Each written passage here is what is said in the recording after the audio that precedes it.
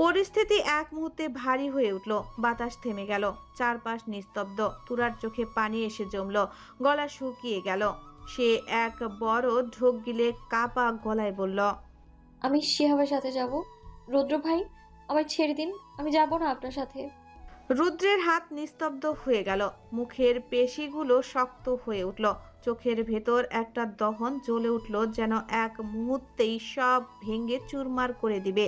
মুহূর্তের মধ্যে রুদ্রের চোখে আগুন জ্বলে উঠল। এক ঝটকায় নিজের সমস্ত শক্তি দিয়ে তুরাকে টেনে একদম কাছে এনে গাল চেপে ধরে বলল, হাউ সুইট হার্ট, তোর কি মনে হয় তোকে আমি বাড়ি থেকে নিয়ে এসেছি এই জঙ্গলি শিহাবের হাতে তুলে দেওয়ার জন্য? শোন, আমি তোর স্বামী হব, এই শিহাব না। কথাটা বলে রুদ্র আবার শিহাবের দিকে তাকালো। চোখে দাউ দাউ করে জ্বলছে ক্রোধ, ঠোঁটের কোণে টান, বুক ওঠানামা করছে দ্রুত শ্বাসে। চারপাশের বাতাস ভারী হয়ে গেছে। তুরা নিস্তব্ধ হয়ে দাঁড়িয়ে আছে, শরীর কাঁপছে, চোখে ভয় আর অবিশ্বাসের মিশ্র ছাপ। রুদ্র শিহাবের দিকে ধীরে ধীরে কয়েক পা এগিয়ে এলো, তার কণ্ঠের গভীরতা যেন মাটির ভেতর কাঁপন তুলে। শিহাব, শোন, তোর সঙ্গে আমি ঝামেলা করতে চাই না, কিন্তু তোর জন্য ভালো হবে তুই তোরার কথাও ভুলে যা। আমার এই প্রাণ থাকতে তোরাকে তুই কোনোদিন পাবি না, এমনকি পৃথিবী ধ্বংস হয়ে গেলেও না। মুহূর্তের মধ্যে শিহাবের চোখেও আগুন জ্বলে উঠল, মুখ শক্ত করে গেল, বুকের ভেতর রাগের ঢেউ তীব্রভাবে ওঠানামা করছে। নিজেকে আর সামলাতে পারল না সে। এক ঝটকায় রুদ্রের শরীরের কলার শক্ত করে চেপে ধরল। চারপাশ নিস্তব্ধ, শুধু দুজনের ভারী নিঃশ্বাসের শব্দ ভেসে আসছে। শিহাব গর্জে উঠল, বলল, তুরা শুধু আমার আমার তুরার সঙ্গে বিয়ের কথা ছিল। তুই জোর করে তুরাকে তুলে এনে আটকে রাখছিস। তুরাও আমার সাথেই যেতে চায়। তুই কি করবি আমি দেখতে চাই। কিন্তু এ কথা শুনে রাখ, এই মুহূর্তে আমি তুরাকে নিয়েই যাব। রুদ্রের রাগে চোখ লাল হয়ে উঠল। এক ঝটকায় সেও শিহাবের কলার শক্ত করে চেপে ধরল, চোখে আগুন, গলায় রাগের ঝড়। রুদ্র চিবুক শক্ত করে দাঁত কিরমির করে বলল, তোর ভাগ্যই ভালো যে আমি তোকে কিছু করিনি, নাহলে দেখতাম আব্রাহাম রুদ্র খানের শার্টের কলার ধরে রাখার সাহস তোর কোত্থেকে আসে। শিহাবের চোখেও আগুন জ্বলছে। রুদ্রের দিকে ঝাপটিয়ে তাকিয়ে দাঁত কিরমির করে। সেও চিবুক শক্ত করে বলল, তাই তুই কি করবি আমায়? আমি দেখতে চাই। দুজনের মধ্যে কয়েক মিনিটের মধ্যে মারামারি শুরু হয়ে গেল, যেন দুজন সিনেমার শুটিং করছে। তুরা এই দৃশ্য দেখে আরো ভয় পেয়ে এগিয়ে এসে দুজনের দিকে চিৎকার করতে লাগলো। কি হচ্ছে কি? আপনাদের সমস্যাটা কি? কেন এইভাবে রাস্তায় মারামারি করছেন? কিন্তু তুরার কোনো কথাই দুজনের কানে পৌঁছালো না। যে যত পারছে মারছে। তুরা বারবার থামার জন্য বলছে, কিন্তু কেউই থামছে না। এদিকে শিহাব রুদ্রের সাথে তুলনা করলে একটু বেশি মার খাচ্ছে, শক্তি কমে আসে। এক মুহূর্তে শিহাবের শক্তি ফুরিয়ে আসে, আর সেই সুযোগে রুদ্র তাকে ইচ্ছে মতো মারতে থাকে। শিহাবের নাক মুখ ফেটে রক্ত ঝরছে। তুরা আশেপাশে তাকালো, কিন্তু দূরে কোথাও মানুষ নেই। একাকী এই রাস্তায় দুজনের তীব্র সংঘর্ষ চলছে। তুরা চিৎকার করা শুরু করলো। তার সেই চিৎকারে আশেপাশের কিছু মানুষ ছুটে এলো। অনেক কষ্টে তারা রুদ্রের হাত থেকে শিহাবকে বাঁচালো। শিহাবের অবস্থা তখন খুব খারাপ, রুদ্রের ঘুষিতে মুখ ফেটে রক্ত ভেসে যাচ্ছে। এখনই হাসপাতালে না নিলে অবস্থা আরো খারাপ হয়ে যাবে। শিহাবের অবস্থা দেখে তুরা তাড়াতাড়ি তার দিকে দৌড়াতে লাগলো, কিন্তু কয়েক পা এগোতেই মুহূর্তের মধ্যেই রুদ্র এসে কোনো কথা না বলেই তুরাকে পাজা কোলে তুলে কাঁধে নিয়ে নিল। তুরা রাগে ও আতঙ্কে রুদ্রের পিঠে আঘাত করতে করতে চিৎকার করে বলল, ছাড় বলছি আমায়, যত কুকুর কোথাকার। তুই একটা খারাপ মানুষ। তুই মানুষ না, ও মানুষ। তোর মনে তোর মনে কোনো মায়া নেই। তুই অনেক খারাপ। তোকে ঘৃণা করবো আমি আজীবন। যতই তুই আমাকে নিয়ে যাস, তুই আমার দেহ হয়তো পাবি, কিন্তু আমার প্রাণ থাকতে কোনোদিনও তুই আমার মনটা পাবি না। রুদ্র কোনো কথা না বলে তুরাকে জোর করে গাড়িতে তুলে গাড়ি নিয়ে ছুটে গেল। পেছনে পড়ে রইল শিহাবের রক্তে ভেজা শরীর। পাশের লোকজন দ্রুত শিহাবকে হসপিটালে নিয়ে গেল। শিহাবের ফোন পেয়ে তাড়াতাড়ি তার বাবা মাকে কল করা হলো। ছেলের এত বড় ঘটনার খবর পেয়ে শিহাবের বাবা মা পাগলের মতো হসপিটালে ছুটে এলো। খান বাড়িতে সবাই এখন নীরব। আগের মতো কেউ কারোর সঙ্গে কথা বলছে না, প্রত্যেকেই যেন হাজারো চিন্তায় আটকে গেছে। আনোয়ার খান বসে খবরের কাগজ পড়ছিলেন, হঠাৎ ফোন বেজে উঠল। আনোয়ার খান ফোন নিয়ে দেখতে পেল শিহাবের বাবা কল দিয়েছে। তিনি খানিক চমকে গেলেন। এই মুহূর্তে শিহাবের বাবা ফোন করায় ভাবলেন কোনো সমস্যা হলো নাকি। আনোয়ার খান দ্রুত কল রিসিভ করলেন। সঙ্গে সঙ্গে ওপাশ থেকে শিহাবের বাবার রাগগ্রস্ত কণ্ঠ কানে এলো।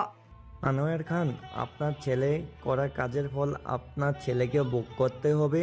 এতদিন চুপ করেছিলাম, কিছু বলিনি, কিন্তু আজ যা করেছে তার সীমা অতিক্রম করেছে।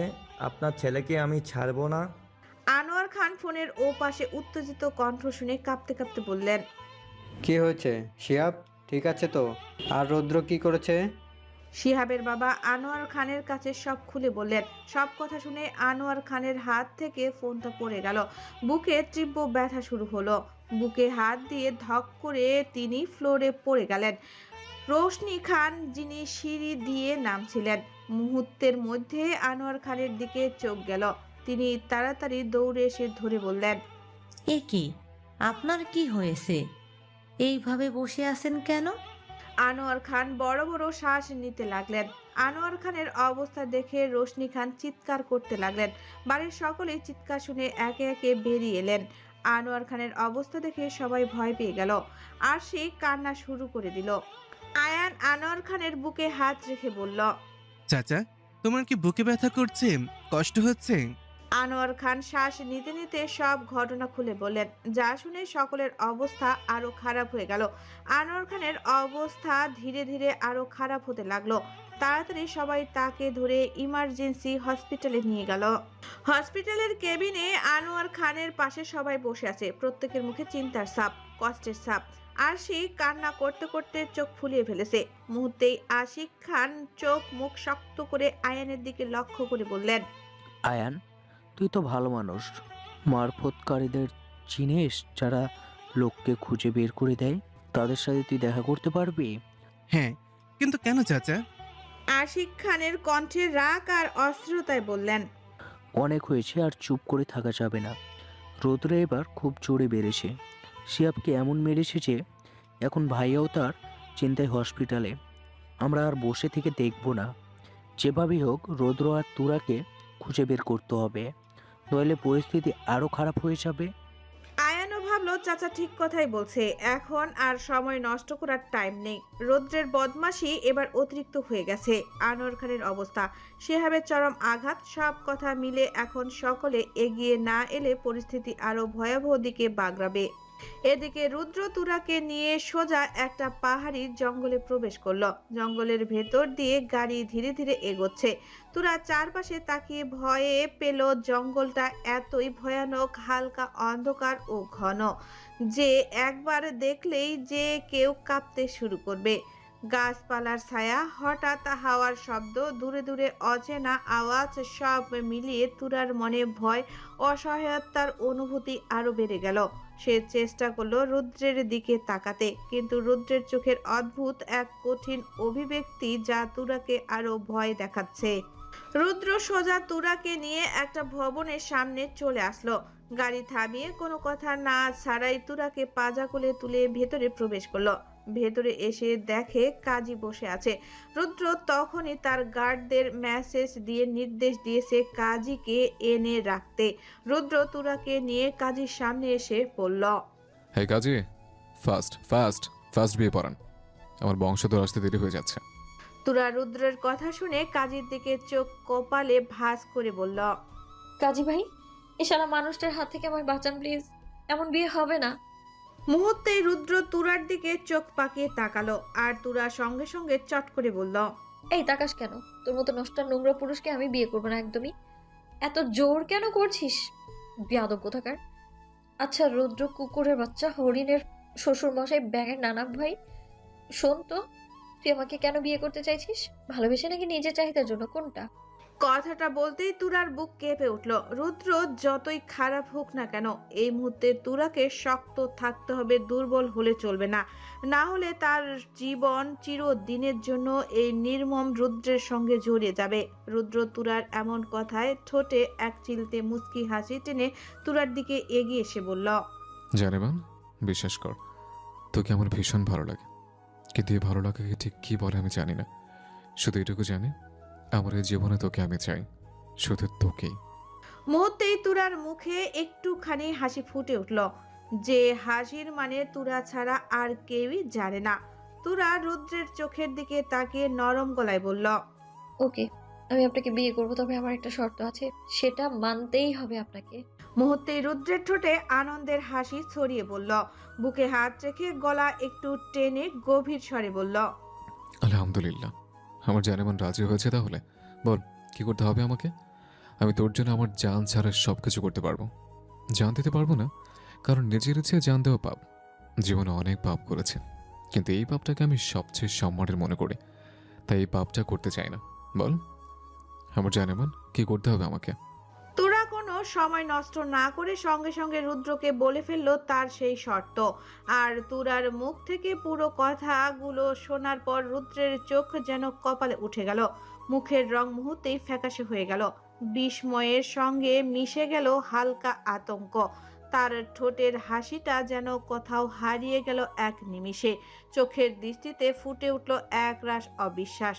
বাচ্চাদের মতো মুখে অবাক ভাব, যেন কেউ হঠাৎ প্রিয় খেলনাটা কেড়ে নিয়েছে তার কাছ থেকে। কারণ তুরা বলছে। রুদ্র গভীর মনোযোগ দিয়ে ভাবছে তুরার কিছু কথা। কথাগুলো রুদ্রের মাথায় ঘুরে বেড়াচ্ছে। তুরা তখন এক ধমকের মতো বলছে, যদি আমাকে আপনার সত্যিই ভালো লাগে, তাহলে আপনাকে প্রমাণ করতে হবে যে আপনি আমায় ভালোবাসেন, বা আমার প্রতি আপনার ভালো লাগা আছে। আপনার ভালোবাসা যদি সত্যিকারের হয়েও, তবে জোর করে ভালোবাসা যায় না। ভালোবাসা অর্জন করতে হয়, নিজের চরিত্র বদলে সম্মান করে নিজেকেই নিজের করে নিতে হবে। আপনি হয়তো বিয়ে করে আমার শরীর পেতে পারবেন, কিন্তু মনটা পাবেন না। আপনার ভালোবাসা যদি প্রকৃত হয়, তাহলে আপনি আমার শরীর নয়, প্রথমে আমার মনকে পাওয়ার চেষ্টা করবেন। আমি আপনাকে 1 মাস সময় দেব। এই 1 মাসে আপনাকে বদলাতে হবে। যেসব মেয়েদের সঙ্গে আপনি দিন-রাত কাটিয়েছেন, তাদের কাছ থেকে ক্ষমা চাইতে হবে এবং নিজে নামাজ ও মোনাজাতে আল্লাহ তাআলার কাছে ক্ষমা প্রার্থনা করতে হবে, মাফ চাইতে হবে। আমার শর্তগুলো যদি আপনি 1 মাসের মধ্যে পূরণ করতে পারেন, তবেই আমি আপনাকে 3 কবুল বলে বিয়ে করব। রুদ্র অনেকক্ষণ ভেবে কিছু বলতে যাচ্ছিল, কিন্তু তুরার কণ্ঠ সেই মুহূর্তে আবার গর্জে উঠল তীক্ষ্ণ, দৃঢ়, অথচ ভেতরে কাঁপন জাগানো এক সুর। সে বলল, কি হলো, আপনি কি রাজি? এছাড়া যদি আপনি আমায় বিয়ে করতে চান, তাহলে করতে পারেন। আর আমি আপনাকে আগে থেকেই বলে রাখছি, এই জীবন থাকতে আমি কখনো আপনাকে স্ত্রী হিসেবে সম্মান দেব না। অর্থাৎ আপনি আমার জীবনে থাকবেন, কিন্তু আমার মনে কোনো জায়গা পাবেন না। কারণ একজন নারী কখনোই চায় না তার স্বামী আপনার মতো মানুষ হোক। যদিও কেউ চায়, সেটা তাদের মন মানসিকতা, কিন্তু আমি আলাদা। আমি আপনাকে আমার স্বামী হিসেবে চাই না, রুদ্র খান। তুরার কথা শুনে রুদ্রের মুখে কোনো কথা ফুটল না। চোখ দুটো হঠাৎই স্থির হয়ে গেল। তারপর ঠোঁটের কোণে হালকা এক টান, রাগ আর অভিমান মিশে এক তীক্ষ্ণ দৃষ্টি নিক্ষেপ করলো তুরার দিকে। মুহূর্তেই সে তার গার্ডদের দিকে তাকিয়ে নিঃশব্দে এক ইশারা করলো। গার্ডরা বসের চোখের ভাষা বুঝতে সময় নিল না, দ্রুত কাজীকে নিয়ে জায়গা ছাড়লো। তারপর রুদ্র নিজেই গভীর শ্বাস নিয়ে বড় বড় পা ফেলে বাইরে চলে গেল। রুদ্র চলে যেতেই তুরা চারপাশে একবার তাকালো, তারপর হঠাৎই নিজের আনন্দ চেপে রাখতে পারল না। মুখে ফুটে উঠল দুষ্টু এক হাসি, চোখে চকচক করলো বিজয়ের ঝিলিক। মুহূর্তেই সে 2 হাত উঁচু করে নাচতে শুরু করলো, নিজের মনেই বলল, ঢিঙ্কা তোরা তুই শেষ পর্যন্ত পেরেছিস। তার গলার খুশির সুর, মুখে একরাশ দুষ্টু তৃপ্তি। তারপর সামান্য থেমে হাসতে হাসতে বলল, এখন আমি এই 1 মাসের মধ্যে যেভাবেই হোক পালাবো। আমি তো জাস্ট রৌদ্র ভাইয়াকে ভালো হতে বললাম, তাই বলে কি আমি তার জীবনে থাকবো নাকি? কখনোই না। আমার যে করেই হোক এখান থেকে পালাতেই হবে। তুরা কথাগুলো বলতে বলতে নিজের চুল ঠিক করলো, আয়নার দিকে গিয়ে তাকিয়ে চোখ টিপ দিল, যেন নিজের বুদ্ধির প্রশংসা করছে নিজেই। তুরা, তুই তো জিনিয়াস রে। পুরো হাসপাতাল যেন এক তাণ্ডব ক্ষেত্র হয়ে উঠেছে। ওয়ার্ডের ভেতর রোগীর আর্তনাদ, নার্সদের দৌড়ঝাঁপ, সবকিছু ঢেকে দিচ্ছে এক মানুষের পাগল হয়ে যাওয়া চিৎকার। শিহাবের চোখ লাল হয়ে উঠেছে, মাথার চুল এলোমেলো, হাতে ব্যান্ডেজ জড়ানো, রক্তাক্ত দাগ, তবুও সে থামছে না। ডাক্তাররা চেষ্টা করছে তাকে শান্ত করতে, কিন্তু কোনো কিছুর তোয়াক্কা করছে না সে। পাগলের মতো ধাক্কা মারছে, চিৎকার করে কাঁদছে, ভেঙে ফেলছে সামনে থাকা জিনিসপত্র। চারপাশে সবাই হতবাক হয়ে তাকিয়ে আছে, যেন কেউ আগুনের সামনে পড়েছে। শিহাব বুক ফেটে যাওয়া গলায় গর্জে উঠল, চোখে আগুন নিয়ে বলল, আমি ওই রুদ্রকে ছাড়বো না, আমি ওকে মেরে ফেলবো। ওই আমার কাছ থেকে আমার তুরাকে কেড়ে নিচ্ছে। আজ আমি শুধুমাত্র তার জন্য তুরাকে পাচ্ছি না। শিহাব দেওয়ালে ঘুষি মারল, ব্যথায় মুখ কুঁচকে গেল, কিন্তু থামলো না। কণ্ঠ আরো ভারী হয়ে উঠল, তুরা আমার হাত ধরতে চায়, কিন্তু ওই রুদ্রের বাচ্চা আমাদের জীবনের বাধা হয়ে দাঁড়িয়েছে। আমি ছাড়বো না রুদ্রকে, আমি ছাড়বো না। তার চোখে জল আর রক্ত একসাথে গড়িয়ে পড়ছে, মুখে ব্যথা, কিন্তু হৃদয়ে শুধু একটাই আগুন, প্রেম, ক্ষোভ আর প্রতিশোধের। শিহাবের কেবিনের বাইরে শিহাবের বাবা মা মাথা ধরে বসে আছে, চোখে অজস্র উদ্বেগ আর কষ্ট। তাদের ছেলেটা আজ এমন বেদনাদায়ক অবস্থায় পড়ে আছে দেখে তারা কোনোভাবেই মেনে নিচ্ছে না। বারবার নিজেরা একে অপরের চেপে ধরে ফিসফিস করে বলছে, আমাদের একটা মাত্র ছেলে, যদি কিছু হয়ে যায় তাহলে তারা বাঁচতে পারবে না। শিহাবের বাবা গজামিল করেই বহু গুন্ডা লাগিয়েছে, খোঁজ করে রৌদ্রকে এনে দেবার জন্য টাকা দিয়ে লোক জোগাড় করেছে, আর পুলিশের অভিযোগও করছে। রাজশাহীর প্রতিটি কোণা তন্ন তন্ন করে খোঁজ চলছে, রাস্তাঘাট, অট্টালিকা, পরিচিত কারো বাড়ি, সব দিকেই ছেকে দেখা হচ্ছে, তবু কোনো সন্ধান মিলছে না। লোকজন বলছে, রুদ্র যে তুরাকে কথায় রেখেছে, মনে হচ্ছে পৃথিবীতে কেবল রুদ্র ছাড়া আর কেউই জানে না। এমন অনিশ্চয়তার মধ্যে শিহাবের বাবা মার বুক কেঁপে ওঠে, চোখে অনুতপ্ত এক আশঙ্কা, কখনো শান্তি নেই তাদের মনে। শিহাব কক্ষের ভেতরে পাগলের মতো ঘুরে বেড়াচ্ছে, কেবিনের ব্রেঞ্চ, টেবিল, ইনফিউশন স্ট্যান্ড, যত কিছু হাতে পাচ্ছে সব ভেঙে ফেলছে।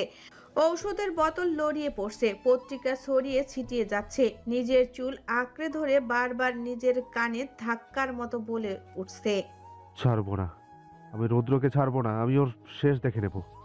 রুদ্র গাড়ির কাছে হেলান দিয়ে দাঁড়িয়ে আছে, মুখে চিন্তার ছাপ।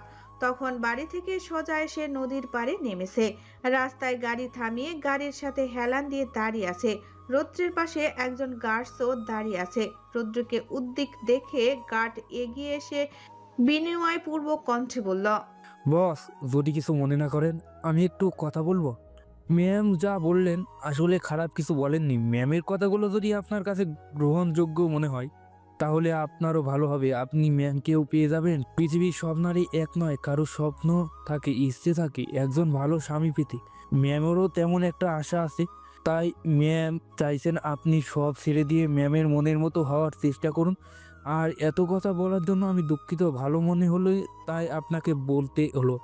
রুদ্র গার্ডের কথা শুনে গভীরভাবে নিঃশ্বাস ফেলল, বুকের ভেতরটা যেন হঠাৎ করে ভারী হয়ে উঠল। কেন জানি না আজ নিজের কাজেই নিজেই ভীষণ ছোট আর নোংরা মনে হচ্ছে তার। চোখ বন্ধ করলেই ভেসে উঠছে একের পর এক মুখ, যত নারীর সঙ্গে সময় কাটিয়েছে, যাদের অনুভূতি নিয়ে খেলেছে, তাদের প্রতিটা চাহনি আজ যেন তাকে বিচার করছে। মনে হলো জীবনের সব ভুলের হিসাব একসাথে বুঝে নিতে চাচ্ছে তাকে এই মুহূর্তে। যদি সে সাধারণ একজন মানুষ হতো, যদি তার অতীতটা এত নোংরা না হতো, তাহলে হয়তো তুরা তাকে একটুখানি হলেও মেনে নিত, কিন্তু এখন সব কিছুই যেন দেরি হয়ে গেছে। রৌদ্র আর একবার দীর্ঘশ্বাস ফেলল, চোখ তুলে আকাশের দিকে তাকালো, যেন নিজের ভেতরের পাপগুলোকে ঢেকে ফেলতে চায় নীরব নীল আকাশের তলায়। রাত 10টা, সুই সুই বাতাসে তুরার রুমের ব্যালকনিতে বসে মনের সুখে আচার খাচ্ছে। ভবনের সামনে অনেক গাছ পাহারা দিচ্ছে। রুদ্র রুমে ঢুকে তুরাকে খুঁজতে থাকে, রুমে না পেয়ে ব্যালকনিতে এসে দেখে তুরা আচার খেতে খেতে আরাম করে বসে আছে। রুদ্র ভ্রু কুঁচকে জিজ্ঞেস করল, তো এই রাতে আচার খাচ্ছিস? আচার কোত্থেকে পেলে তুই? তুরা রুদ্রের কথায় রুদ্রের দিকে তাকিয়ে হেসে উত্তর দিল। একটা নেরু মামুকে বলেছি আমাকে আচার এনে দিতে, না হলে আমি তোদের বসকে বলে দেবো আমি আচার খেতে চাইছি, কিন্তু তুই দিসনি। তখন তোদের বস উলঙ্গ করে ব্রিজের ওপর রশি দিয়ে বেঁধে ঝুলিয়ে রাখবে, তখন তোদের সম্মানও হারাবে, চাকরিটাও যাবে। তুরা কথাটা বলে আবার মনোযোগ দিল আচার খাওয়ায়। মুখে এক রাশ তৃপ্তি, ঠোঁটের কোণে হালকা আচার লেগে আসে। দেখলে মনে হয় কোনো শিশু মজা করে কাঁচা আমের আচার খাচ্ছে। রুদ্র এক পাশে দাঁড়িয়ে তুরার দিকে তাকিয়ে রইল। সেই দৃশ্য যেন তাকে অদ্ভুত এক অনুভূতিতে ভরিয়ে তুলছে। জানে এই মেয়েটাকে রাগিয়ে রাখা যায়, ভয় দেখানো যায়, কিন্তু বোঝা যায় না। রুদ্র ধীরে তুরার দিকে এগিয়ে এলো।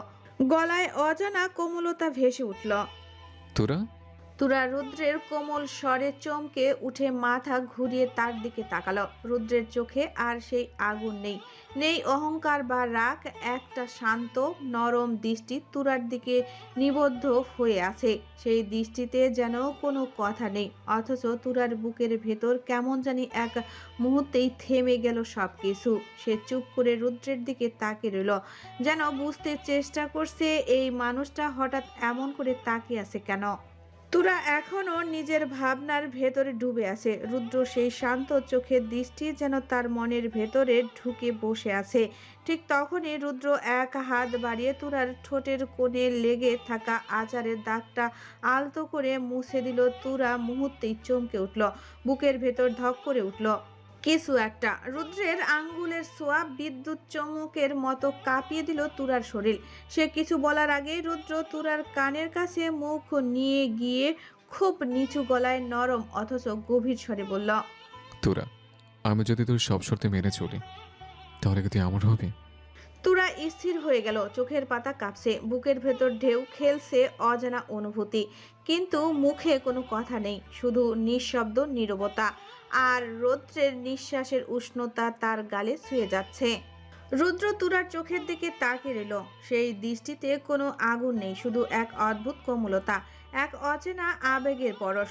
তুরাকে কিছু বলতে না দেখে রুদ্র গলার স্বরটা আরো নিচু হয়ে করে বলল, যেন প্রতিটি শব্দ তুরার বুকের ভেতর গলে পড়ছে।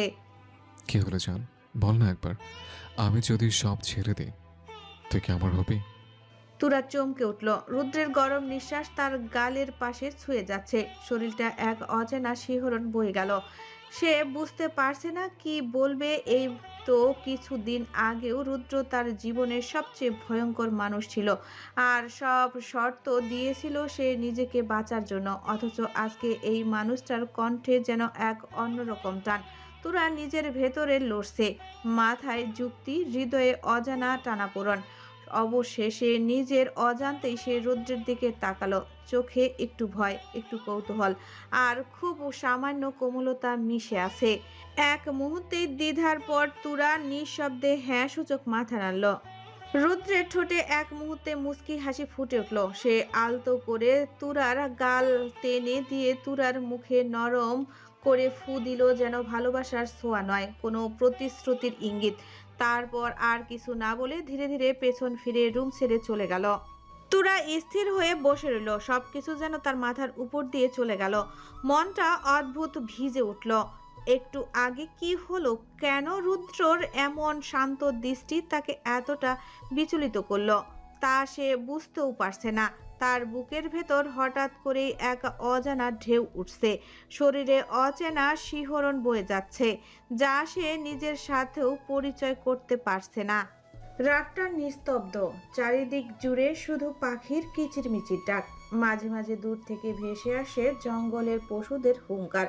সেই নিস্তব্ধতার ভেতরে ভোরের আলো ফোটার আগেই মসজিদ থেকে ভেসে এলো আজানের ধ্বনি, আল্লাহু আকবার। আজানের স্বরের রৌদ্রের ঘুম ভাঙল। চোখ খুলতেই মনে পড়ে গেল তুরার শর্তের কথা। কিছু না ভেবে সে উঠে পড়ল, সরাসরি ওয়াশরুমে গিয়ে অজু সেরে এলো। তারপর আলমারির ভেতর থেকে একটা সাদা পাঞ্জাবি আর টুপি বের করে পরে নিল। আয়নায় একবার নিজের দিকে তাকালো, চোখ মুখে এক অচেনা প্রশান্তি। রুদ্র গাড়ির চাবিটা হাতে নিয়ে বের হয়ে পড়ল। ভোরের কুয়াশার ভেতর দিয়ে সে পৌঁছালো দূরের ছোট্ট এক মসজিদে। মসজিদের দরজায় ঢুকেই আবার অজু করলো, তারপর নিঃশব্দে ভেতরে প্রবেশ করলো। ইতিমধ্যেই কয়েকজন মুসল্লি এসে গেছে। মসজিদের ভেতরে গাঢ় এক শান্ত পরিবেশ। রুদ্র সবাইকে সালাম দিল, সবাই সালাম নিল।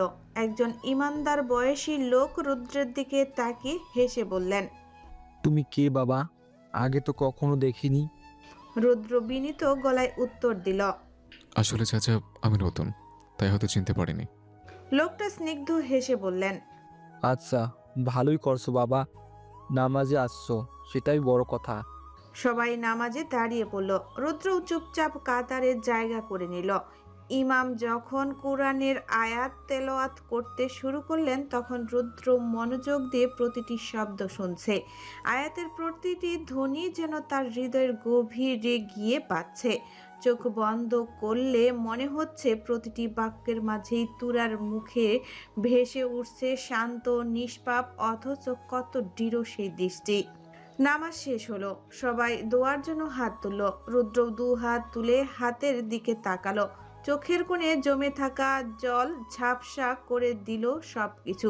বুক ভরে এক নিঃশ্বাস নিয়ে সে বলতে শুরু করলো, হে আল্লাহ, আমি তোমার এক পাপী বান্দা, আমার ক্ষমা হয় না, কারণ আমি অনেক অন্যায় করেছি। কিন্তু তুমি তো দয়ালু, তুমি তো করুণাময়। যদি কোনো বান্দা তোমার দরবারে ফিরে আসে, তুমি তো তাকে ক্ষমা করে দাও। আল্লাহ, আমি আমার ভুল বুঝতে পেরেছি, তুমি আমাকে ক্ষমা করে দাও। আমি জানি আমার পাপগুলোর কোনোটাই ক্ষমার যোগ্য নয়, তবুও আজ আমি সত্য অনুতপ্ত। দয়া করে আমাকে মাফ করে দাও। কথাটা শেষ হতেই রুদ্রের কণ্ঠ রুদ্ধ হয়ে গেল। চোখের পানি গড়িয়ে পড়তে লাগলো গাল বেয়ে। দু হাত কাঁপছে মোনাজাতে। মুহূর্তেই মসজিদের নীরবতা ভেঙে গেল। সবাই তাকিয়ে আছে রুদ্রের দিকে। তবুও রুদ্র থামলো না। তার বুক কাঁপছে, গলার স্বর ভেঙে গেছে, আর কান্না যেন থামছেই না। রুদ্র হু হু করে কাঁদছে, একটা শিশুর মতো, এক অপরাধীর মতো, যে অবশেষে বুঝেছে সে কত ভুল করেছে। তার চোখের পানি ঝরছে দু হাতের উপর, মাটিতে পড়ছে ফোঁটা ফোঁটা করে। বুকটা ফেটে যাচ্ছে অপরাধ বোধে। রুদ্রের কান্না যেন থামতেই চায় না। বুকের গভীর থেকে উঠে আসা হু হু শব্দে কেঁপে উঠছে তার শরীর। দু হাত এখনো উঁচু, আর চোখ দিয়ে গড়িয়ে পড়ছে অবিরাম অশ্রুধারা। প্রতিটি ফোঁটা যেন তার অতীতের পাপ, অনুশোচনা আর লুকানো কষ্ট মাটিতে মিশিয়ে দিচ্ছে। চারপাশে সবাই চুপ হয়ে গেছে। শুধু রুদ্রের ভারী শ্বাস আর কান্নার শব্দ ভেসে আসছে মসজিদের নিস্তব্ধতায়।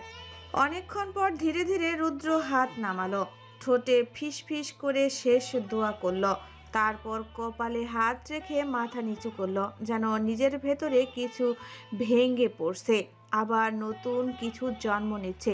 ঠিক তখন পাশে এসে দাঁড়ালেন সেই লোকটি, বয়সের ভারে ঝুঁকে পড়া সেই মানুষটি। রৌদ্রের কাঁধে হাত রাখলেন, কণ্ঠে এক অদ্ভুত মমতা, শান্ত অথচ দৃঢ় স্বর। জানি না বাবা তুমি কি অপরাধ করছো, তবে শুনো, যে মানুষ নিজের ভুল বুঝে আল্লাহর দরবারে ক্ষমা চায়, আল্লাহ তাকে কখনো ফিরিয়ে দেয় না। তিনি ক্ষমতাশীল, তিনি দয়ালু। তুমি তোমার অপরাধ বুঝছো, তওবা করছো, এটাই সবচেয়ে বড় বিষয়। এখন থেকে এই পথেই থেকো, আর কখনো অন্যায়ের পথে যেও না। ইনশাআল্লাহ আল্লাহ তোমাকে অবশ্যই মাফ করে দেবেন। লোকটার কথা শুনে রুদ্র চুপচাপ মাথা নিচু করল। চোখের পানি তখনও থামেনি, তবে সেই পানির ভেতর এখন অনুতাপের সঙ্গে মিশে গেছে এক বিন্দু শান্তি, যেন বহুদিন পর বুকের ভেতরটা একটু হালকা লাগছে। রুদ্র বাড়িতে ফিরে এসে দেখল তুরা এখনো ঘুম থেকে ওঠেনি। নিঃশব্দে রুদ্র তুরার রুমে প্রবেশ করলো। দেখে বাচ্চাদের মতো কোল বালিশ জড়িয়ে হাত পা ছড়িয়ে ঘুমিয়ে আছে তুরা। মাথার চুল এলোমেলো হয়ে গিয়েছে। সেই দৃশ্য দেখে রুদ্রের ঠোঁটে অজান্তেই হালকা একটুখানি হাসি ফুটে উঠল। সে ধীরে ধীরে তুরার পাশে এসে হাঁটু গেড়ে বসলো। তারপর আলতো করে তুরার মুখ থেকে এলোমেলো চুলগুলো সরিয়ে দিল। তুরার শান্ত মুখের দিকে তাকিয়ে রুদ্র মৃদু স্বরে বলল, তোরা, তুই আমার জীবনের সেই নারী যে এক ধাক্কায় আমার পুরো জীবনটি বদলে দিয়েছে। তুই সেই নারী যে আমার চোখের অপরাধগুলো আমি বুঝিয়ে দিয়েছে। আজ আমি বুঝতে পেরেছি সব নারী একরকম নয়। তোর মধ্যে কেউ কেউ সত্যি আলাদা, সত্যিই বিশুদ্ধ। তুই আজ আমার ভেতরে মানুষটাকে জাগিয়ে তুলেছিস। তুই আমায় বদলে দিয়েছিস তোরা। বিশেষ কর, তোকে আমি সত্যিই মন থেকে ভালোবাসি। পৃথিবীতে যদি রুদ্রের মনে কারোর জন্য জায়গা থাকে, তবে সেটা শুধু তুই, যে আমার হৃদয়ের গভীরে, অন্তরের অন্তঃস্থলে জায়গা করে নিয়েছিস। কথাটা বলেই রুদ্র ফুপিয়ে কেঁদে উঠল। চোখের কোণ বেয়ে অশ্রু গড়িয়ে পড়ছে একের পর এক, কিন্তু সেই অশ্রু তুরার চোখে পড়ল না। রুদ্র আবারও তুরার মুখের দিকে তাকালো। চোখে ছিল অনুতাপের গভীর ছায়া। কণ্ঠ কেঁপে উঠল তার নিজেরই কথায়। তোরা, আমি সত্যি তোকে অনেক ভালোবাসি রে। জানি কাউকে ভালোবাসা কোনো অপরাধ নয়, কিন্তু ভালোবাসাকে জোর করে আদায় করার চেষ্টা আসল অপরাধ। আগে বুঝিনি রে, এখন বুঝতে পারছি আমি কত বড় ভুল করেছি। তোরা, তুই আমাকে মাফ করে দিস একবার, শুধু একবার। রুদ্র আবারও কেঁদে উঠল ফুপিয়ে, থেমে থেমে, যেন সেই কান্নারও কোনো শেষ নেই। চোখের পানি বেয়ে পড়ছে বুকের উপর, গলার স্বর ভারী হয়ে আসছে। কিছুটা শান্ত হয়ে আবারও বলল সে। আমি চাই না তোরা, তুই আমার মতো একজন মানুষকে পাস। তুই ঠিকই বলেছিলি, মানুষ আমার মতো কাউকে জীবনসঙ্গী হিসেবে আশা করে না। আমি অজান্তেই তোর জীবনে ঢুকে পড়েছি। তুই আমাকে মাফ করে দিস এই পাগলামিটার জন্য। তুই চিন্তা করিস না, তোর জীবনে আমি আবার আগের মতো ঠিক করে দেব, আগের মতোই সুন্দর করে তোর পৃথিবীটা করে দেব। তারপর আমি চলে যাব অনেক দূরে, এমন এক জায়গায় যেখানে তুই আমার মুখ কোনো দিন দেখতে পারবি না। শুধু একটুখানি মাফ করে দিস তোর এই অপরাধের রুদ্রকে। কথাটা বলেই রুদ্র ধীরে ধীরে তুরার দিকে ঝুঁকে পড়ল। নিঃশব্দ কাপা নিঃশ্বাসের ভেতর দিয়ে সে তুরার কপালে আলতো করে একটা চুমু খেলো। একটা অনুতপ্ত, নরম আর শেষের মতো চুমু। তুরার চোখ তখনও বন্ধ, কিন্তু রুদ্রের স্পর্শে হালকা ঘুমের মাঝেও কেঁপে উঠল। তারপর রুদ্র নিঃশব্দে উঠে দাঁড়ালো। একবার শেষবারের মতো তুরার মুখের দিকে তাকিয়ে নিল। চোখে ছিল গভীর অনুতাপ আর এক বিন্দু শান্তি। পরক্ষণেই নিঃশব্দেও পায়ে দরজা খুলে রুম থেকে বেরিয়ে গেল। খান বাড়িতে এখন একটু স্বাভাবিক পরিবেশ ফিরেছে, যদিও সবার চোখ মুখে এখনো একটা চাপা দুশ্চিন্তা লেগে আছে। আনোয়ার খানকে গতকালকেই হাসপাতাল থেকে নিয়ে আসা হয়েছে। তিনি এখন মোটামুটি সুস্থ আছেন, কিন্তু আগের মতো প্রাণবন্ধ হাসি আর দৃঢ় কণ্ঠটা যেন কোথাও হারিয়ে গেছে। রুমে ঔষধের গন্ধ ভাসছে। পাশে সাজানো আছে পানির গ্লাস, কিছু ফল আর ঔষধের বাক্স। রোশনি খান সময় মতো আনোয়ার খানকে ঔষধ খাওয়াচ্ছেন, আর আয়ান আর আরশি সারাক্ষণ তার পাশে থাকছে। কেউ যেন আর কোনো কথা তুলতে চায় না। রুদ্র আর তুরাকে নিয়ে সবাই বুঝে গেছে, এই নাম দুটো উচ্চারণ করলেই আনোয়ার খানের বুক ভার হয়ে আসে। বাড়ির পরিবেশ বাইরে থেকে শান্ত মনে হলেও ভেতরে একটা ভয়, অনিশ্চয়তা আর অপেক্ষার ছায়া ঘুরে বেড়াচ্ছে, যেন সবাই কিছু একটা ঘটার আশায় কিংবা আশঙ্কায় দিন গুনছে। আয়ান আনোয়ার খানের বিছানার পাশে চুপচাপ দাঁড়িয়ে আছে, হাত দুটো পকেটে গুজে। চোখ তার চাচার নিঃশ্বাসের ওঠানামায় আটকে আছে। ঘরের নিস্তব্ধতা, শুধু দেওয়াল ঘড়ির টিকটিক শব্দটা শোনা যাচ্ছে। ঠিক তখনই হঠাৎ আয়ানের ফোনটা বেজে উঠল। শব্দটা যেন সেই নীরব ঘরে এক মুহূর্তেই কেটে ফেলল সমস্ত শান্তি। আয়ান ফোনের স্ক্রিনে তাকিয়ে হকচকিয়ে গেল। ডিসপ্লেতে লেখা রৌদ্রপ্রু। বুকের ভেতরটা কেমন যেন ধক করে উঠল তার। কোনো দেরি না করে কাপা হাতে কলটা রিসিভ করলো। ওপাশ থেকে শোনা গেল রুদ্রের গভীর ভারী তবু শান্ত একটা কণ্ঠ। আয়ান, আমি তোরাকে নিয়ে আসছি। কথাটা শেষ হতেই লাইনটা কেটে গেল। ফোনের পর্দা নিভে গেল আর আয়ান এক দৃষ্টিতে সেটার দিকে তাকিয়ে রইল। মনে হলো সময় যেন থেমে গেছে। কয়েক সেকেন্ড কিছুই বলতে পারল না সে। নিঃশ্বাস যেন বুকে আটকে গেল। তারপর ধীরে ধীরে মুখ তুলে রোশনি খানের দিকে তাকিয়ে প্রায় নিস্তব্ধ কণ্ঠে বলল, চাচি, রৌদ্রপুরো আসছে। বলার সঙ্গে সঙ্গে রোশনি খান চমকে উঠলেন। চোখের কোণ কেঁপে উঠল। ঘরের বাতাস যেন হঠাৎ ভারী হয়ে উঠল। কেউ বুঝতে পারল না রুদ্র আসছে। যাকে খুঁজে পাওয়া যাচ্ছে না সে নিজে থেকেই আসছে। পরক্ষণেই রোশনি খানের মুখে এক মিষ্টি হাসি ফুটে উঠল। অনেক দিন পর এমন হাসি এসেছে তার মুখে। হয়তো রুদ্র তার ভুলটা বুঝতে পেরেছে, তাই ফিরে আসছে এই ভাবনাটাই তার মনে এক অদ্ভুত স্বস্তি এনে দিল। চোখের কোণে জমে থাকা চিন্তার রেখাগুলো একটু একটু করে মিলিয়ে গেল। হৃদয়ের ভারটা যেন হালকা লাগলো। তিনি ধীরে ধীরে চেয়ারে বসলেন, মুখ তুলে এক নিঃশ্বাসে আকাশের দিকে তাকিয়ে মনে মনে দোয়া করলেন, হে আল্লাহ, এবার যেন সব ঠিকঠাক হয়ে যায়। এই ফিরে আসাটা যেন কোনো ভুল বুঝাবুঝি যেন আর না থাকে, সব যাতে আগের মতো ঠিকঠাক হয়ে যায়। রোশনি খানের ঠোঁটের কোণে সেই দোয়ার ছায়া এখনো রয়ে গেল, নরম, শান্ত আর আশাবাদী, যেন তিনি বিশ্বাস করছেন এবার সত্যি সব ঠিক হয়ে যাবে। আয়ান রৌদ্র আসার খবরটা সবাইকে জানালো। আয়ান খবরটা জানাতেই যেন পুরো খানবাড়িটা মুহূর্তে উচ্ছ্বাসে ভরে উঠল। রৌদ্র তুরাকে নিয়ে ফিরছে, এই কথাটা যেন সবার হৃদয়ে এক অদ্ভুত আনন্দের ঢেউ দিল। উদ্বেগ আর মন খারাপের মেঘগুলো যেন এক নিমিষেই সরে যাচ্ছে আস্তে আস্তে। এদিকে গাড়ির ভেতর নিস্তব্ধতা, চারপাশে সকালের আলো ছড়িয়ে পড়েছে, কিন্তু গাড়ির ভেতরটা যেন এক অদ্ভুত নীরবতায় ডুবে আছে।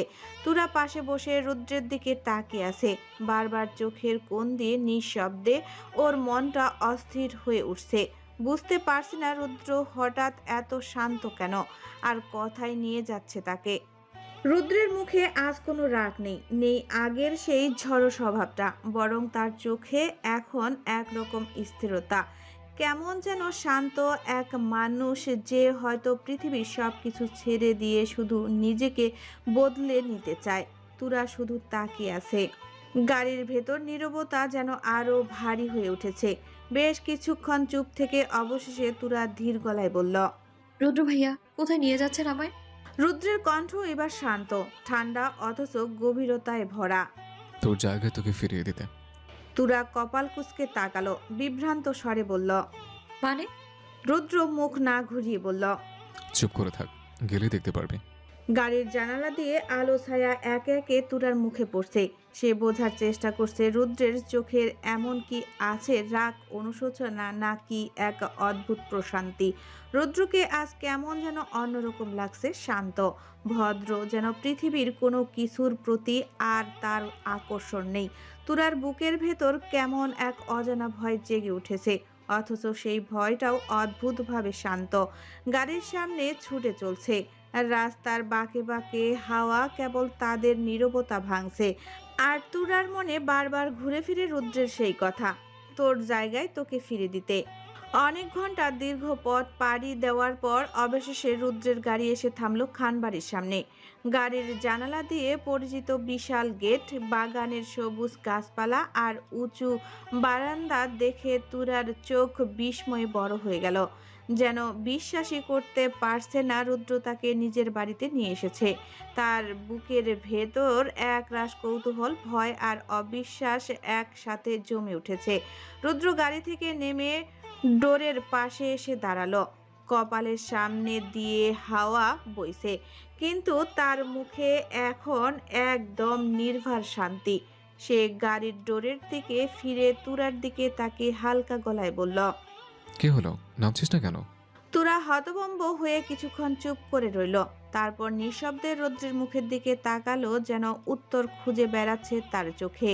এই মানুষটা হঠাৎ কি হলো, সত্যি সত্যি বদলে গেল নাকি? তুরা গাড়ি থেকে বের হয়ে আসলো। রুদ্র তুরার এক হাত ধরে বাড়ির ভেতরে প্রবেশ করলো। বাড়ির ভেতরে পা রাখতেই পরিবেশটা যেন এক অদ্ভুত নিস্তব্ধতায় ঢেকে গেছে। চারপাশে বাতাসও থমকে দাঁড়িয়ে আছে, মনে হয় সময় নিজেও যেন শ্বাস আটকে তাকিয়ে আছে দৃশ্যটার দিকে। পুরো হল রুম জুড়ে এক ভয়ানক নিস্তব্ধতা নেমে এসেছে। কেউ কথা বলছে না, কেউ নিঃশ্বাস নিচ্ছে না, সবাই কেমন জানি ভয়ে জমে আছে। সামনে দাঁড়িয়ে আছে রুদ্র আর তুরা। রুদ্রের মাথা নিচু, যেন অপরাধের ভারে নুয়ে পড়েছে তার কাঁধ। ঠিক তখনই তনুজা খান চিৎকার করে উঠলেন। তুরা বলে ছুটে এসে তুরাকে জড়িয়ে ধরলেন বুকের মাঝে। তুরার চোখে অশ্রু, কাপা হাতে মাকে শক্ত করে আঁকড়ে ধরল সে। পরক্ষণে তিথি দৌড়ে এসে জড়িয়ে ধরল তার বোনকে। চারপাশে যেন একটু শান্তির বাতাস বইতে শুরু করেছে। সবাই দীর্ঘ নিঃশ্বাস ফেলছে স্বস্তিতে। তুরা ফিরে এসেছে, সেটাই যেন এক অলৌকিক শান্তি। কিন্তু সেই শান্তির মুহূর্তেই স্থায়ী হলো না এক সেকেন্ডও। হঠাৎই এক বজ্রকণ্ঠ গর্জে উঠল। রৌদ্র, সেই কণ্ঠে ঘরটা কেঁপে উঠল। সবাই চমকে উঠে তাকিয়ে দেখল আনোয়ার খান দাঁড়িয়ে আছেন দরজার কাছে। চোখ লাল, রাগে ফুঁসছে তার মুখ। হল রুমের বাতাস ভারী হয়ে গেল মুহূর্তেই। তিনি দ্রুত এগিয়ে এসে এক মুহূর্ত সময় নষ্ট না করে সজোরে এক থাপ্পড় মারল রুদ্রের গালে। থাপ্পড়ের শব্দে নিস্তব্ধ হয়ে গেল পুরো হলরুম। কেউ একটা শব্দ করল না। রুদ্র স্থির হয়ে দাঁড়িয়ে রইল, মাথা নিচু, চোখ বন্ধ। তার ঠোঁট কাঁপছে, কিন্তু সে কিছু বলল না, কারণ সে জানে এই থাপ্পড়েই তার প্রাপ্য ছিল। আনোয়ার খানের কণ্ঠ যেন বজ্রের মতো ছিঁড়ে গেল নিস্তব্ধ বাতাসে। তিনি গর্জে উঠলেন, চোখ দুটো রাগে লাল, বুক উঠছে নামছে ক্রোধে। কেন এরকম করলি বল? রৌদ্র, কেন? তুরার সাথে তোর সম্পর্ক কি, যার জন্য তুই এত বড় সর্বনাশ করলি মেয়েটার? রুদ্র একই জায়গায় চুপ থাকলো না, মাথা নিচু করে গর্ভস্বরে বলল, তোরাকে আমার ভালো লাগে, অর্থাৎ ভালোবাসি তোরাকে। কথাটা বের হতেই এক মুহূর্তের জন্য সময় যেন থেমে দাঁড়ালো। সবার চোখ বড় বড় হয়ে গেল, বিশ্বাস করা যেন অসম্ভব। আশিক খান চুপ করে থাকতে পারলেন না, মুখ লাল হয়ে উঠল। বুকের রাগ আর অপমান একসাথে জ্বলে উঠল তার মধ্যে। তিনি এগিয়ে এসে রুদ্রের গালে জোরে আরেকটা থাপ্পড় মারলেন। লজ্জা করলো না তোর এই কথাটা বলতে? তোর মাথা খারাপ নাকি? তোরা তোর বোন হয়, তার বিয়ের আগেই রাতে তুই তাকে তুলে নিয়ে গিয়েছিস। এ লজ্জা কেমনে সহ্য করলি? থাপ্পড়ের পরও রুদ্র মাথা নিচু করেই রইল। চোখ বেয়ে নেমে আসলো পানির ফোঁটা, তা হাতের তালুতে পড়ে মিলিয়ে গেল। তবুও কণ্ঠটা দৃঢ় রেখে বলল, কাকা ভালোবাসে লজ্জা নেই, সত্যি কথা বলতে লজ্জা নেই। আমি যা বলছি সেটাই সত্যি। আমি তোরাকে ভালোবাসি। এই কথাটাই তোমাদের সামনে বলার সাহস করেছে, কারণ এটা মিথ্যা নয়। হল রুমে আবারও ভারী নীরবতা নেমে এলো। কেউ কথা বলছে না, শুধু বাতাসের চাপা হাহাকার যেন ভেসে বেড়াচ্ছে চারিদিকে। আনোয়ার খান সোফায় বসে রাগে ফুঁসতে ফুঁসতে গর্জে উঠলেন, ঘৃণা হচ্ছে তোকে, দেখ, নিজের ছেলে বলতে ঘৃণা হচ্ছে।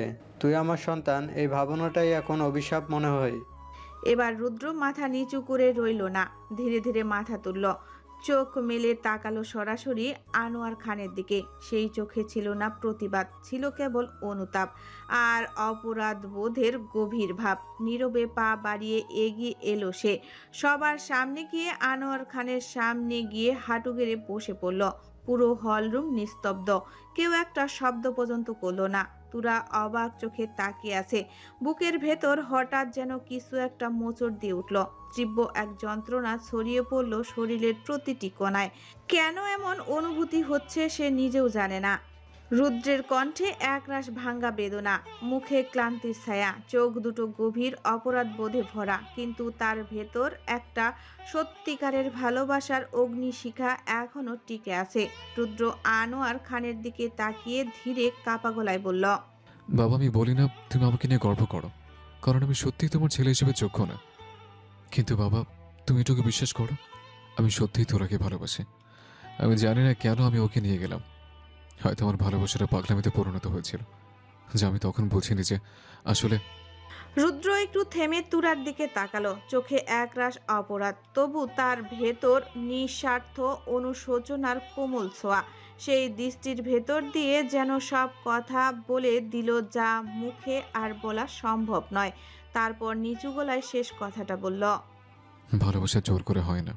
তুরা এক মুহূর্ত রুদ্রের দিকে তাকিয়ে রইল।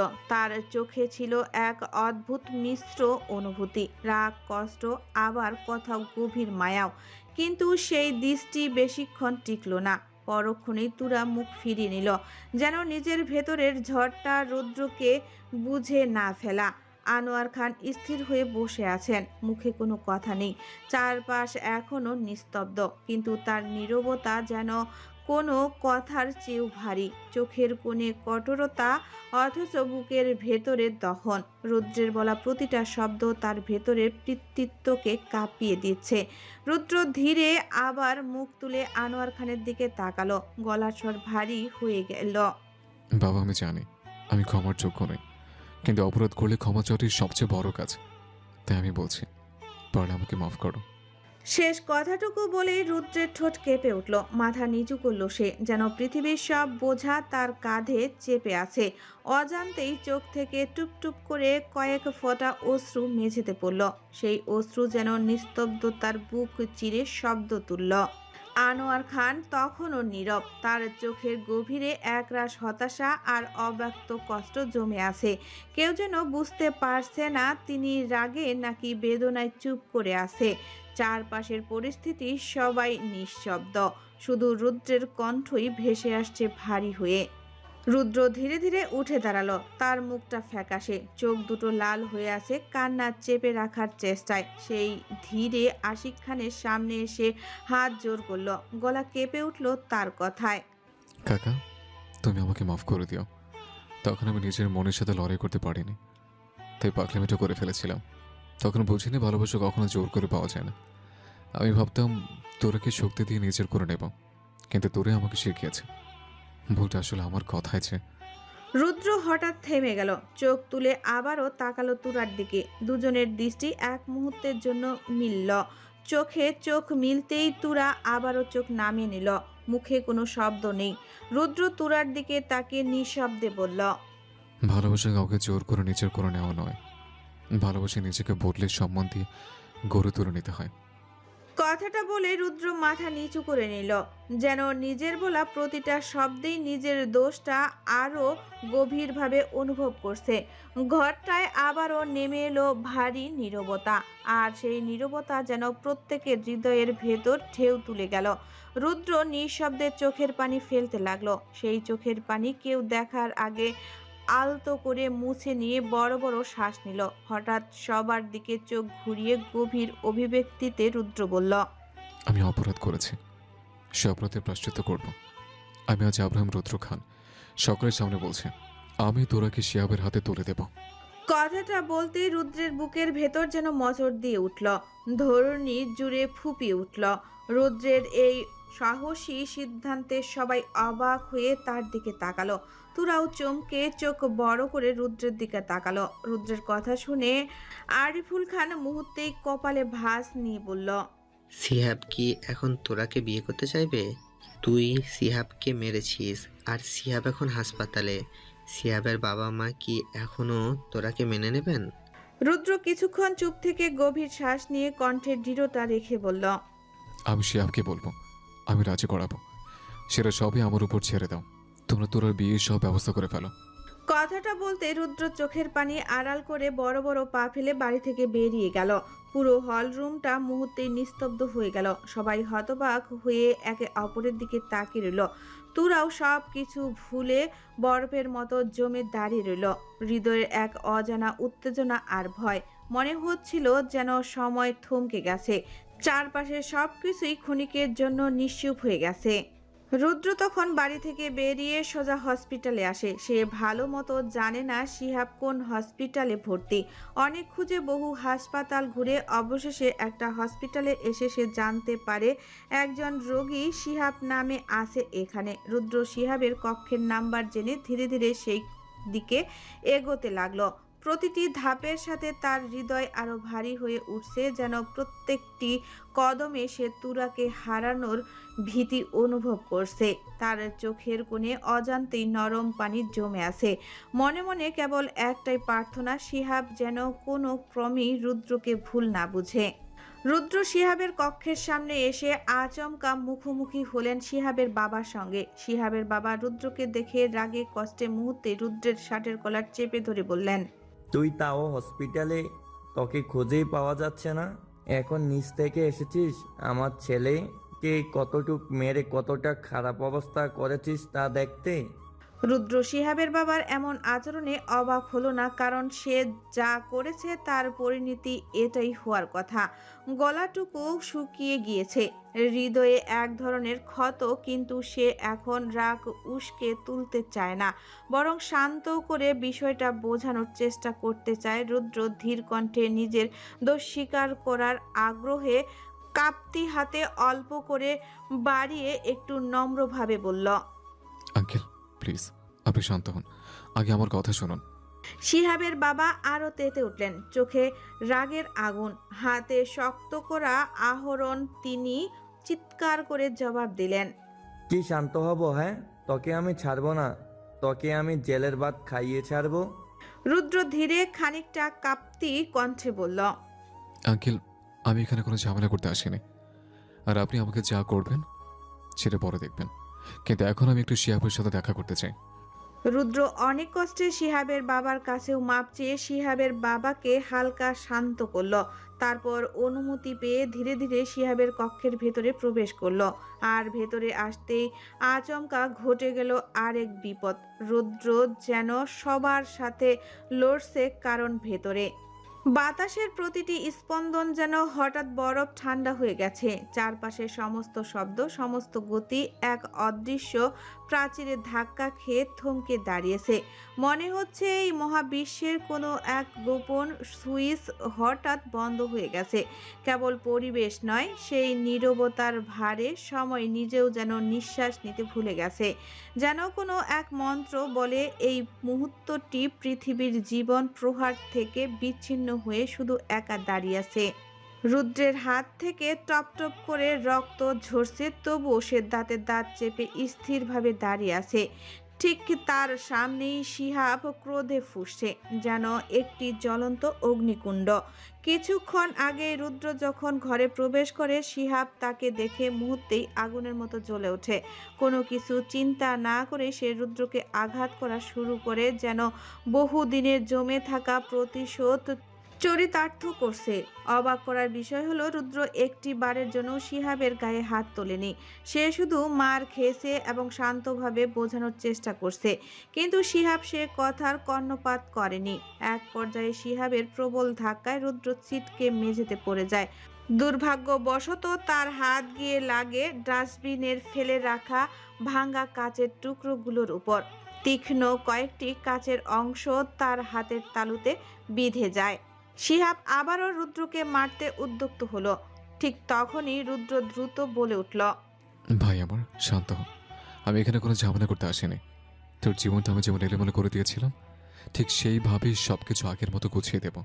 শুধু তাই না, আমি আমি হ্যাঁ, তোরাকেও তোর জীবনে ফিরিয়ে দেব। রুদ্রের যেন শেষের কথাটুকু বলার সময় গলা কেঁপে উঠল। তার এই কথা শুনে শিহাব এক মুহূর্তে থমকে গেল। রুদ্র তাকে বলল তার জীবন আগের মতো করে দিবে, তুরাকে তার জীবনে ফিরিয়ে দিবে। বিষয়টা যেন শিহাবের কাছে বিশ্বাস করতে কষ্ট হলো। মুহূর্তেই শিহাব রাগে রুদ্রের শার্টের কলার চেপে ধরে, ক্ষিপ্ত কণ্ঠে বলল, আমাকে কি তুই বোকা পেয়েছিস? তুই আমার জীবন ঠিক করে দিবি, এইটা আমার বিশ্বাস করতে হবে? বল, তুই আমার বিরুদ্ধে নতুন কি প্ল্যান করছিস? রুদ্রের হাতে কাচের আঘাতে রক্ত ঝরছে। সেই যন্ত্রণার মধ্যেও অসহায় ও অনুতপ্ত স্বরে বলল, ভাই বিশ্বাস কর, আমি কোনো প্ল্যান করছি না। আমি সত্যি তোর জীবন ঠিক করে দেব। আমি তোরাকে বাড়িতে দিয়ে এসেছি। বিশেষ না হলে তুই আমার বাবাকে কল কর। আমি এটাও বলে এসেছি তোদের দুজনে বিয়ের কথা। রুদ্রের কথায় শার্টের কলার থেকে শিহাবের হাত আলগা হয়ে গেল। সে ধীরে ধীরে শার্টের কলার ছেড়ে দিল। শিহাব হাতটা ছেড়ে দিতেই রুদ্র আবারও নিচু দুর্বল আন্তরিক কণ্ঠে বলল, আমি জানি আমি যা করেছি তোর সাথে তা অনেক অন্যায় করেছি। তুই আমাকে মাফ করে দিস শিহাব। আমি কথা দিচ্ছি, তোর বিয়ে তোরার সাথেই হবে।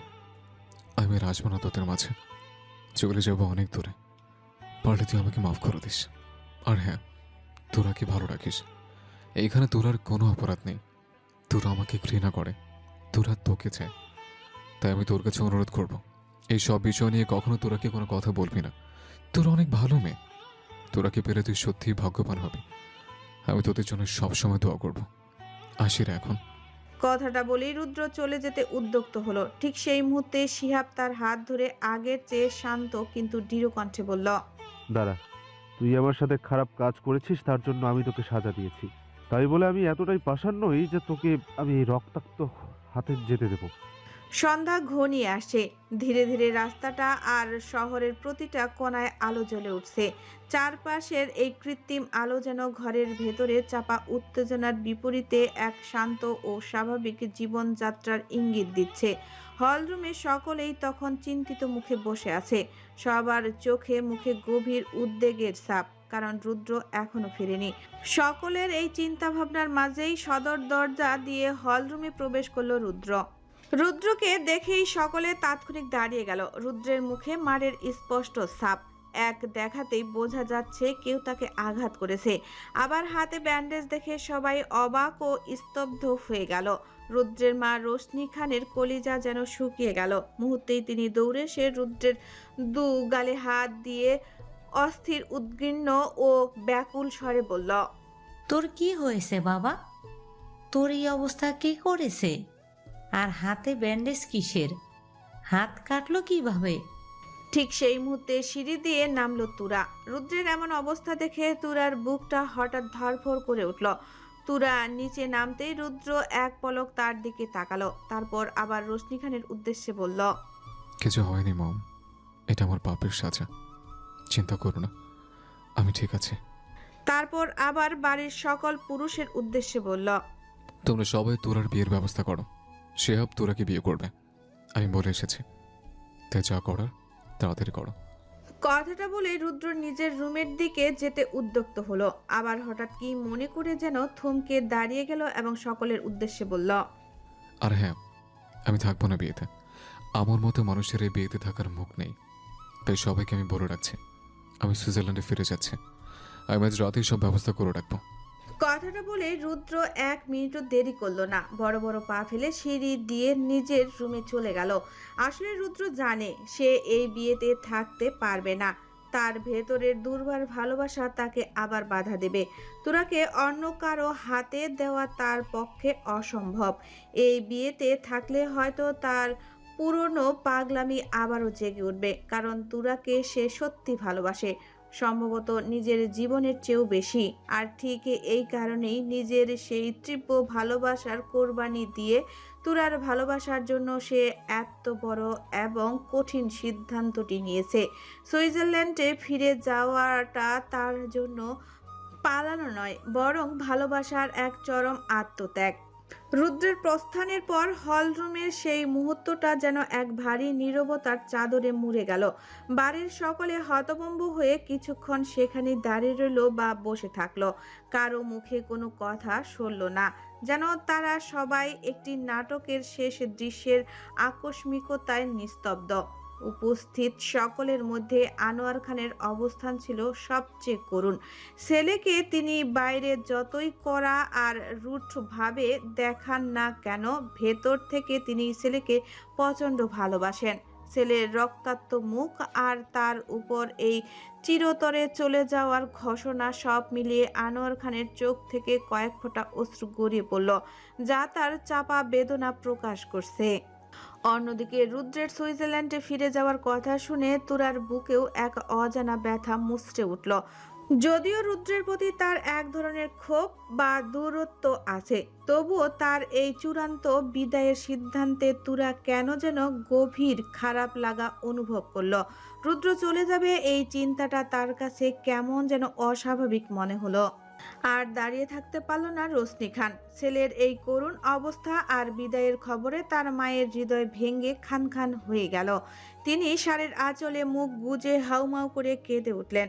সেই কান্নার শব্দ হলরুমের থমথমে পরিবেশকে আরো ভারী করে তুলল। এরপর তিনি আর এক মুহূর্ত দেরি না করে সেই অশ্রু ভেজা চোখ নিয়ে প্রায় ছুটতে ছুটতে সিঁড়ি বেয়ে নিজের ঘরের দিকে চলে গেলেন। রাত 10টা। রুদ্রের হাতে গভীর ব্যথা, আর সেই সাথে তার শরীর জ্বরে পড়ছে। সে অতি কষ্টে সেই অসহ্য বেদনা নিয়ে বিছানায় একটু শুয়েছিল এবং মুহূর্তেই ক্লান্তিতে ঘুমিয়ে পড়েছিল।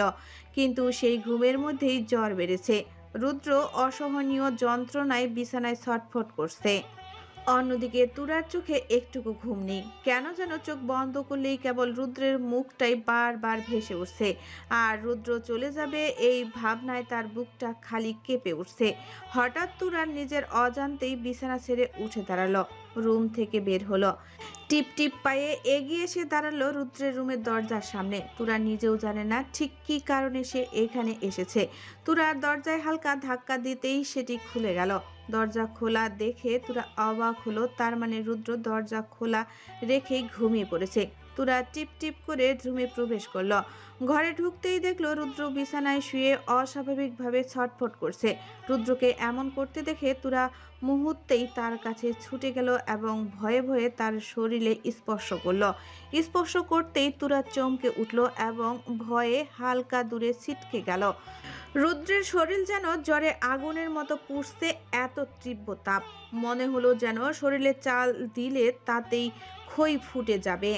তুরা আর এক মুহূর্ত দেরি করলো না। সে দৌড়ে ওয়াশরুমে গেল এবং দ্রুত এক পাত্রে ঠান্ডা জল নিয়ে এলো। তুরা যেন পাগলের মতো হয়ে গেছে, কারণ রুদ্রের শরীরে যে জ্বর, এভাবে থাকলে আরো বড় বিপদ হয়ে যেতে পারে। তুরা একটি তোয়ালে ভিজিয়ে তাড়াতাড়ি রুদ্রের তপ্ত কপালে রাখলো। একটু ঠান্ডা স্পর্শ অনুভব করতেই রুদ্রের জ্বরের ঘোরে কেঁপে উঠল এবং মুহূর্তেই পাশে থাকা তুরার একটি হাত শক্ত করে ধরে ফেলল। রুদ্রের এই আকস্মিক স্পর্শে তুরা নিজেও চমকে উঠল। তার সারা শরীর যেন ঝাঁকুনি দিয়ে উঠল। তুরা কাঁপা কাঁপা হাতে রুদ্রের কপালে জলপট্টি দিতে থাকলো। হঠাৎ তার চোখ গেল রুদ্রের কাটা হাতের দিকে। দেখলো রুদ্র কেমন যেন বারবার হাতটা নড়াচ্ছে, হয়তো প্রচন্ড ব্যথা করছে। তুরা রুদ্রের মাথায় জলপট্টিটা রাখা অবস্থায় আস্তে করে তার হাত ছাড়িয়ে নিল। তারপর সে রুম থেকে বেরিয়ে নিজের ঘরে এসে একটা ব্যথার ট্যাবলেট নিল। তারপর চুপি চুপি নিচে এসে রান্নাঘর থেকে ফোনের ফ্ল্যাশ লাইট জ্বালিয়ে এক প্লেট খাবারও নিল। তুরা নিজেও জানে না কেন সে এমন করছে, আর কেনই বা সে রুদ্রকে সেবা করার জন্য এতটা ব্যস্ত হয়ে পড়ছে।